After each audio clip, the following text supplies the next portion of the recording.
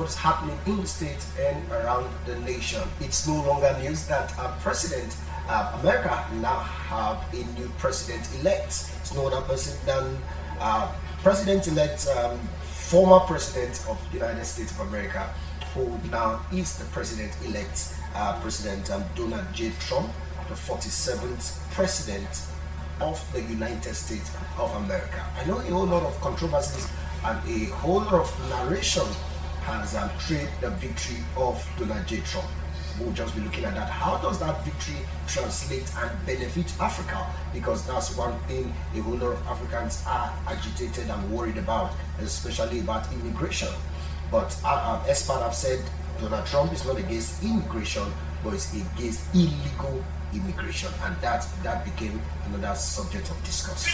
We'll be looking at that this morning. We'll be looking at how Donald J. Trump emerged as the president, the narrative that actually spearheaded that victory. Then we'll come back to Edo State, where the outgoing governor is going about doing commissioning projects that he has done. We'll be looking at the legacy of Governor Godwin Obaseki. They will be wrapping up by setting some agenda for the incoming government. I'm not alone this morning in the studio. I have elder scholars, apostles, reverends, who will be doing justice to that conversation. Seated right with me is no other person than the Rock, Mr. Peter Ebojele. Mr. Peter, good morning this morning. Good morning, Uncle. Morning, Manuel. Yeah. All right, thank you for joining us. And also seated at the middle, it's not Jesus Christ who was crucified at the middle, but he's an erudite barrister this morning. It's no other person than Barrister Greg. Barrister, good morning this morning. Good morning, Uncle Emmanuel. Good morning, viewers. I'll come back to while that smile is on your face. I guess you are excited about your friend, should I say your distant cousin, so to speak, because Donald Trump has been giving so many names. Some said he's Donald Ibirame Trump, so we're going to look at some of that as time goes on. And we also have Apostle Kassy Chukwu. Apostle, good morning this morning. Good morning, everybody. Thank you. Let me stay with you, Apostle. How do you see this victory, the victory of the former president who has now become the incoming president-elect, soon to be sworn in as the 47th American president? What do you think about the victory, about the election process, and how should Africa respond to this president? Well, I have always called him my president, and also Donald Trump is one man who is very real. He's not this person that pretend. He's very real. So right from the beginning, I knew he was going to be the president of America. Prophetically or statistically? It's not even prophetically. I knew, because America like his pattern, and is this man, when he tell you want to do this thing, he will do it, no matter what. You cannot intimidate him, and he value America, so he doesn't take nonsense when it comes to America. Do you see yourself? Do you see you having the same kind? Because you that I know, it seems you share some similarity with the president, with the incoming president. And that's why I said he's my president. Because he's bold, outspoken. You are also bold. Yeah, I'm bold. I'm outspoken. So we don't see intimidation and run. We face it, and we always conquer and overcome. But I knew that immediately that gunshot took place. Assassination attempt. Yes, I knew that he's going to have sympathy vote also. That also helped, because people were why they want to kill him. So that was where the game changed.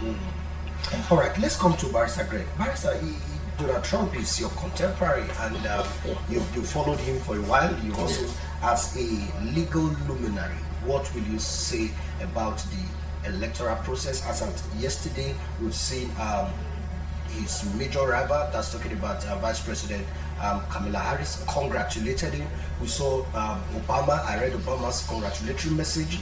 We've heard that world leaders have called him. Now, how will you react to that? In Nigeria, it's not like that. The opposite is the case. Maybe by now you'd have been hearing the election was not properly conducted. How will you react to that, the entire electoral process? I think the question we should ask ourselves, the way Americans conduct their elections, is that the way we conduct our elections? You see, I've always believed that it is much easier for anyone who is defeated to concede defeat than if the election was seen to be free, fair, and very transparent. So that's the difference between our elections and the elections that are done over there. I know that there could be some hiccups, like in an area where he had support in Pennsylvania, some of the machines did not work, and then there were glitches, and voting had to be extended by 2 hours. Yes. So there are some, but overall, you see, the elections are transparent, they are free, they are fair. Kamala Harris delayed congratulating him, Yeah. and that was worrisome. I think she was later persuaded. If you even look at her concession speech, she said the issues that led to the fight was not going to stop, that she wasn't going to concede them. So there's a lot of meaning in that. And Letitia James, the AG of New York, said that if there are issues about the election, that even before the election they had already put a legal thing, So I wouldn't be surprised if there are legal challenges. Of course, it's normal. Sure. Hillary Clinton said he wasn't going to recognize Donald Trump. She didn't want to go for the inauguration ceremony. I think her husband, Bill Clinton, had to persuade her. And the black congressional leader said he wasn't going to recognize him. Well, they had to tell him, well, after January 20th, when he has been sworn in, you now tell us who is your president. So, quite an interesting thing. But the summary is this: Donald Trump marketed a message that resonated with the people. What was that message? The message was this: very simple. Are you better off now than you were 4 years ago when I left office? If you look at a lot of his campaigns, that was a simple question he was just asking. Are you better off now? Prices are high. Inflation is up. The border is porous. There is no peace in the world. Crime rate is up. And when the Democrats were selling the message that did not even reach the people, they underestimated the power of Donald Trump's message, that it was reaching the people. Because the people go to the grocery shops, they see that the prices are up. Barrister, let me come to Mr. Agujele. Barrister is saying something. I want us to build on that trajectory. Now, the message resonated with the people, but let's also look at the disposition of the messenger. 8 years ago, when Donald Trump contested with Hillary Clinton, he was more harsh, rash. He was more outspoken. A lot of people said he made unguarded statement. He kept speaking and on and on. But 8 years later, he seems to be calmer. Do you think we'd have had a wiser Donald Trump who sold a more simplistic message to the generality of the people? I don't think so. I think in the rule of driving is the nature of the road is what determines your speed and how you drive. Now, Trump have been Trump, and Trump is still Trump till date. Trump doesn't economize what he says. He'll just say the way it is. He doesn't care whether it's going to cost him his election, like we saw in 2020. The way he treated the COVID-19, that was even why he was voted out of office. Trump wasn't voted out of office because America was going down economically or whatever. It was because the way he handled COVID. But Trump handled COVID the way he did for two reasons. Number one, for the stock market, American economy in the overall. And then number two, he believed that COVID wasn't that serious. And even in the end, all the rules and everything that have been relaxed. If it was as serious, in quotes, as people took it in America that made them to vote out Trump, by this time, I don't think they would have relaxed the whole restrictions. And in America, what happened was the democratic states were imposing Some lockdown. not just the lockdown now, the vaccine. There were people who were democratic on their own. They were pro-democrats.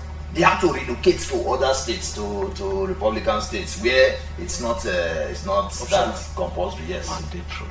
and those things actually added to the votes that Trump got. Because there are people who were pro-democrats. Oh, they looked at it and said, the way these guys are going to handle this issue, let's tilt towards the Republican perspective. You understand? Trump have been Trump, and Trump will still be Trump.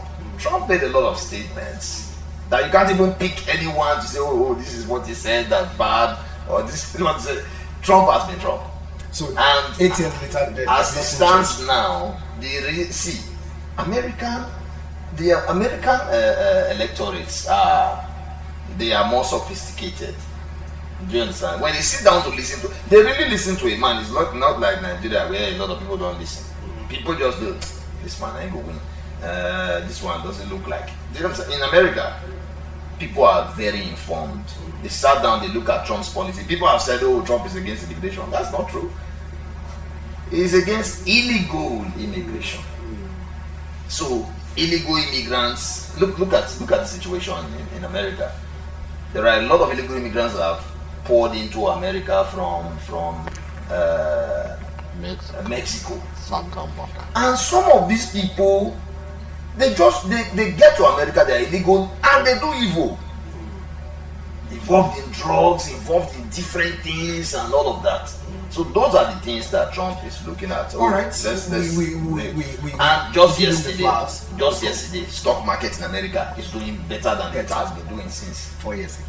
And these are some of the wonders, and should we call it Trump-metrics that we are currently seeing. Now, away from that, let's stay with some legacies, because some of these things we've said, they are some of the legacy of the incoming president. Now let's look at Apostle, I'm coming to you. Let's look at the legacies of the outgoing governor of the state. For me, I think we must look at it. I know you are outspoken, you are also you are not partial when you give your analysis. Now, what will you consider the most significant achievement during the tenure of Governor Godwin Obaseki? Let's look at legacies now. Okay, I think the legacy I can boldly tell you are just two. For renovating Stella Obasanjo Hospital and also adding some building and some equipment to the hospital. I think that was, in fact, when I went there, it was mind-blowing. And also the third junction pattern. You go Third Junction Saple Road and Third Junction Sakmomba Road, you see that he actually did a very good work there. For me, I think that is the only thing I can say is a good legacy. That's living for Edo people. Yeah, for Edo people. All right. While others have one or two question mark, you know, because I saw some of the projects, some of them were not completed, and you know, these people can be funny. We can remember vividly well when the Central Hospital was built. We saw equipment the day of the commissioning. That was done by Adams Oshomole. We saw equipment and we felt we are already in paradise. After 1 month, we were told there's no equipment. We met empty hall. None of these politicians can be funny. So I don't know if some of the equipment we are also seeing now is a rented equipment. But some of the allegations could be that maybe they were looted after it was commissioned. They should raise a committee to investigate it. Yeah, so we don't want the same thing to happen now, because me, I will personally follow it up. All the equipment I see there, after 1 month I will go there and recheck again if they have looted it, because like I said, they are very funny. And I will also beg the incoming governor not to neglect any of this. I think we'll come there because Okay. we need to actually set agenda Yeah. for the incoming government. Now let's come to Barrister. Now let's look at educational sector. There have been praises and as well as fair praises, fair criticism to the governor. But looking at his legacies now, so there's fair praises, fair criticism to the governor and the government about the educational sector. Now, how has the governor in the last 8 years and his educational team able to impact and transform the educational sector? We heard of the EBS that became a legacy, and we are also seeing the remodeled National Technical Education Board with the college, National Technical Education College, which is being displayed. How will you rate the educational reforms of Mr. Governor in the last 8 years? I think the educational reforms, they were in two perspectives. One, the human capital development, and then the infrastructural development. The infrastructural development, renovation of buildings, then equipment, for learning. Because no matter how beautiful a building is, if the learning equipment are not there, you talk of Igoriake, the College of Agriculture in Igoriake, you talk of the School of Health Sciences, then you also talk of the Federal Technical College of Education, Ekeadolo, because we know what Ekeadolo was before now. It's like they were just hanging. There was no Tara Apata University. There was no College of Education there. We're just in limbo. So at the staff there, they were. One of my friends was a staff there. Every time he would call me and say, "Pastor, I hope you are still praying though." But eventually, when it was, there was a partnership between him, though an opposition state. You see, he created a rapport with the federal government, and the federal government took over. He provided all the infrastructure that was needed, and then the federal government took it over. At least the school is functioning. Our children are learning there.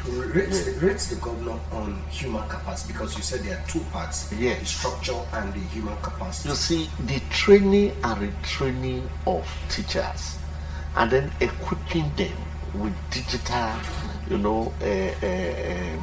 learning tools to be able to connect with even their children, with the pupils, even when they are away from school. So during the holidays, that was something that was very monumental. Regular payment of salary.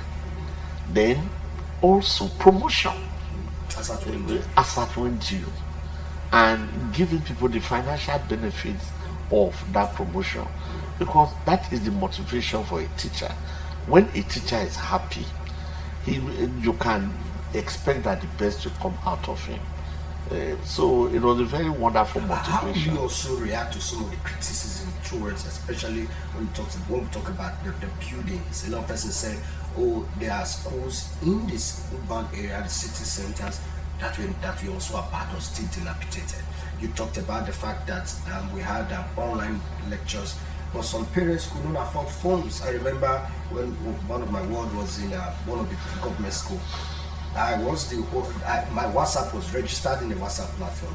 I go to work. So when I'm in the office, they send homework, and I need to go back. The child is at home, I'm in the office, and the homework is with me in the office. And some of these challenges that a lot of parents had, myself probably, and other parents, how did the government handle some of this criticism and challenges that they had? You see, the fact that they can even be an avenue to connect with the pupils, whether through the parents or not, at least it was a step, and a step forward.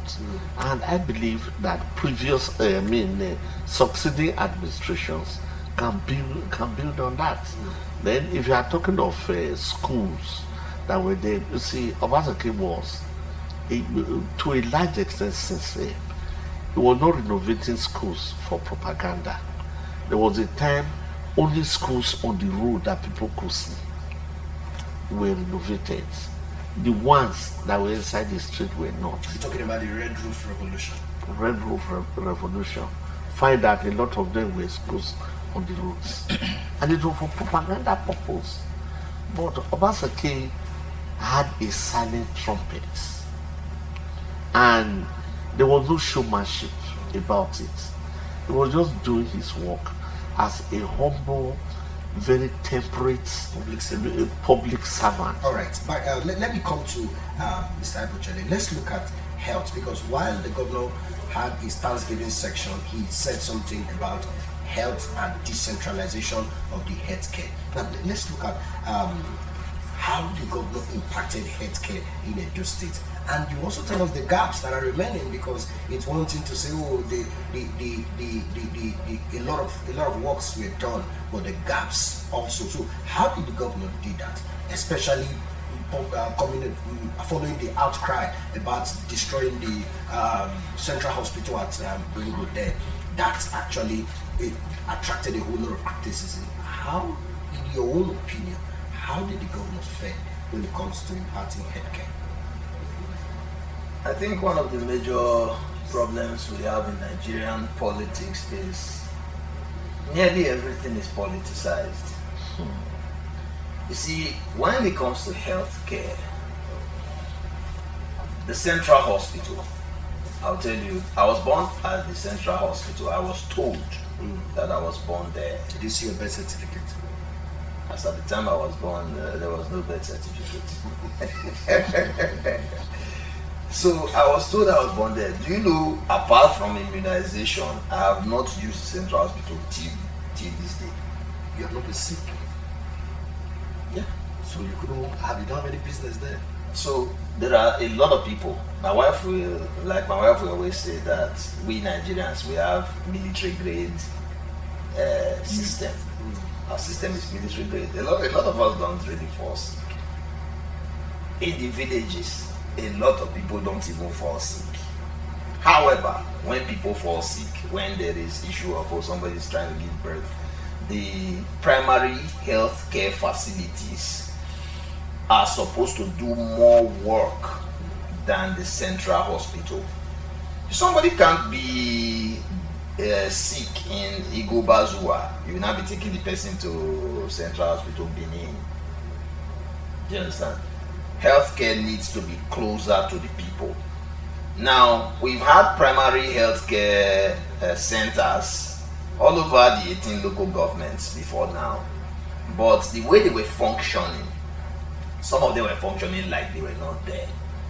So Obaseki's administration actually put more focus on the primary healthcare facilities, bringing healthcare closer to the people, which is something responsible, that any responsible government is supposed to do. This is the Edo health insurance scheme. Okay, when it was actually launched. Go ahead. Okay. Then you also look at the health insurance scheme also. That's also a pass mark. And then the central hospital that people were even shouting about. The central hospital still exists, but not in that space. Of course, there is a those specialist hospital. At least that one is not a cinema; it's a hospital. The argument people want to have is, oh, that one is expensive. All right. Stella Obasanjo, like Apostle have said, if you go to Stella Obasanjo today, the place have been expanded, renovated, then fresh structures are already completed with facilities there. So I think people should remove politics. It's not about the location, it's about the existence. Did he shut down hospitals? No. That space where Central Hospital was, did he relocate it? Yes. But did he scrap Central Hospital? No. So health-wise, he has done well. So what are the gaps? However, that's why I said however. In Nigeria, the entire Nigeria, there was one time the president's wife, former president, complained that even as a rock clinic, you can't treat headache. In Nigeria, we are lagging behind. That's the truth. So Edo State is not an exceptional state. there is a lot to be done, a lot more, and that's why there's continuity. But the only fear I have in Nigeria, look at America now. Donald Trump just won election. Things will just be going on. They were campaigning, things were still going on. But if you come to Nigeria, once campaign starts, everything stops. Governments will shut down. Everything will now be on campaign. After the elections, the government still partially shut down because they're pursuing cases. So until the Supreme Court gives a judgment, governance does not really start in Nigeria. So there's a lot of work to be done in the health sector. A lot of work. All right. You ended by saying you ended by saying you're afraid, talking about the incoming, what the incoming should be focusing on. That's why Apostle will come into place. Now, Apostle, now the APC, like we know, transition process is currently going on in Edo State. By Tuesday, maybe probably say just a few minutes like this or so, hours like this, by Tuesday, we'll have a new government in Edo State. I want you, Apostle, to speak to the incoming government and those currently around the seat of power that will be calling the shots in the next few days. Now, priority, in your view, what should be the top 3 priorities for this incoming administration as they begin to set their agenda? You know, it is easier to plan before being sworn in or being inaugurated. Once you are there, they start bringing files, you are overwhelmed. Now the government has clear head, the incoming has a clear head, and they are setting agenda. Let's quickly add our voice. What 3 areas do you think the incoming administration should focus on? Top 3. I know we have a lot to as the conversation goes on. What are the top 3 to you the incoming should focus on? Well, I think number 1, which the incoming governor have said, that is going to declare emergency on all state road. Edo does not have road as we speak. There's no road, whether it be state road or federal road. And I've sat with him and he told me that that is going to be the first thing he's going to engage on. And as I was coming, I saw some contractor, even I took some contractor to certain place to check some of the bad road and all that. So that the road aspect, he should not change his mind. Did he tell you how he's going to do that? Since he had a personal conversation with him. Well, yeah, he have to invite some contractors, big companies, and they came over, they talked. It's not my feed, but I think we are going to have like 3 flyover bridge in Benin City. Yeah, so that's number 1. So why number 2, area of security is very, very important. We need our vigilante back. Because back, the governor. No, they are not back. There's the reason I say they are not back. Most of them are still afraid to resume office. You know, knowing what the deputy governor went to state and said they wanted to use them to do 1 or 2 things. But me and you know how they operate when they are on duty, but they are not back yet. So we'll beg that as soon as the governor-elect resume office, he should call back the vigilante, and also should not forget to flush out the bad ones among the vigilante. It is very, very, very important if he can give us our own vigilante back, because I think we have more trust than other security agency, because what we are seeing in other security agency is alarming. It's not something we cannot put our mouth. Then why number 3? Are you smiling? That seems to be heavy. No, it's not that it's heavy. I think number 3 thing that we want him to focus on is light. Power, the energy sector. Yes, it's very, very important. You can imagine how much people are buying fuel. Business has gone down because there's no light. Business are not moving. You go to a barber to barb, he will tell you, Baba, not if you buy jet fuel. because he cannot make the money. He should do something about the power sector. This Osiomo light, just the way they privatize transport, like they put money into transport and say transport is free, people will enter free transport. That Osiomo light, they should visit it. To make it free. Make it free, yes. So that what I mean free is they cannot connect it to you, not telling you to bring 12 or 15 million before you can have it in your streets. So they should allow every Edolite to have access to it. I was expecting when you talked about security to also address the issue of this so-called Agbero and these tout issues that we're having.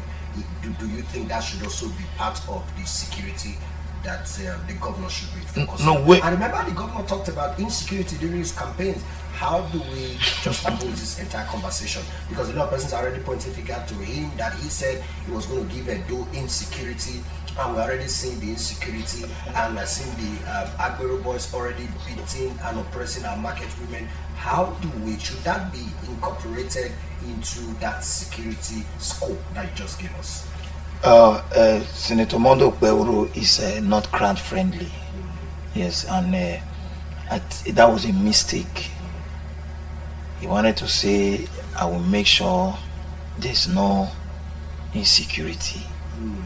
You understand?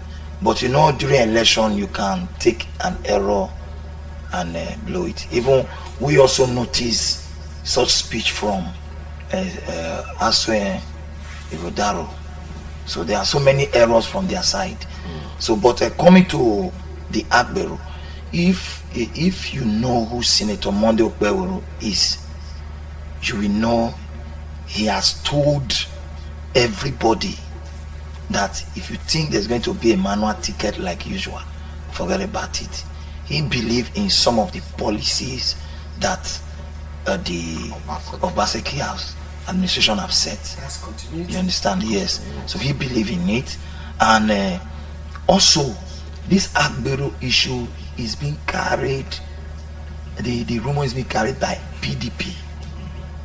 And if we are seeing it live on the reps, it's PDP, because right now what is happening is the people that had issues with Obaseki, who left to support the APC, now because they knew that Obaseki is leaving office, some of them are going back.